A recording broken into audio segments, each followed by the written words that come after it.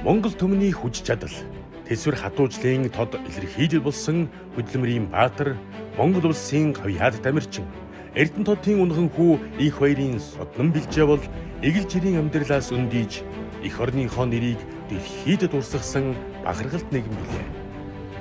Тэрээр бага наснаасаа хөдөлмөрч зорилгодоо үнэнч нэгэн байв. Амьдралын бэрхшээл бүрийг даван туулахдаа улам хатуужиж өөрийгөө ялан дийлэх хэрмэлзэлэн түүнийг хүндийг үргэлтийн спорт руу хөдөлсөн юм. Түүний амжилтын замд ардан байсан бэ. Гэвч уйхгүй хөдөлмөрийнх нь үр дүн нэг нэгээр биелж эхэлсэн нь түүх болон дурсагдж байна. Рио 2016 Пара пауэрлифтингийн эрэгтэйчүүдийн төрөлд 88 кг жинд хүрэл медаль хүртэж Монголын нэрийг дэлхийн тавцанд тодотгов. 2019 он дэлхийн аварга шалгаруулах тэмцээнээс алтан медаль хүртэж өөрийн ур чадварыг батлан харууллаа.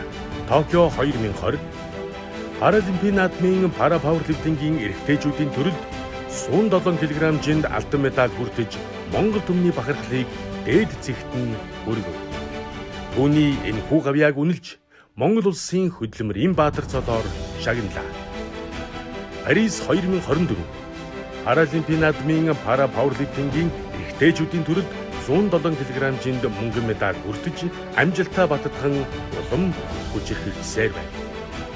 Түүнчлэн Арнольд классик тэмцээний Монголын анхны медаль болох мөнгөн медалийг эх орондоо авч ирж Азийн аварга шалгаруулах тэмцээний 8 алт, 2 хүрэл, дэлхийн цомын аварга шалгаруулах тэмцээний 8 алт, 4 мөнгөн медалийг тус тус хүргэжээ.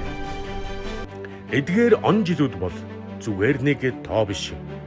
Энэ бол түүний асгаруулсан хөлс, төвчээр хизээж бууж өгөөгүй сэтгэлийн илэрхийлэл юм. Хүндийг өргөх талбай дээр зогсохдоо тэр зөвхөн жин өргөөгүй. Харин Монгол хүний тэсвэр хатуужил зоригийг өргөж байлаа. Түүний гарын алга хатуурч бие нь өвдөж байсан ч сэтгэл нь хизээж мохоогүй юм. Эцэст нь түүний уйхгүй хөдөлмөр агуу их хичээл зүтгэл нь эх орондоо үнэлэгдэж түүхэнд нэрээ мөнхөлсөн юм. Содон бэлжээ бол зүгээр нэг тамирчин биш. Тэр бол мөрөөдөлдөө үнэнч байхын утга учирыг биеэр харуулсан. Түүний амьдралын замнал залуу үед хичээвэл хурж болдог гэдгийг сануулж итгэл найдварын галыг асаасаар байна.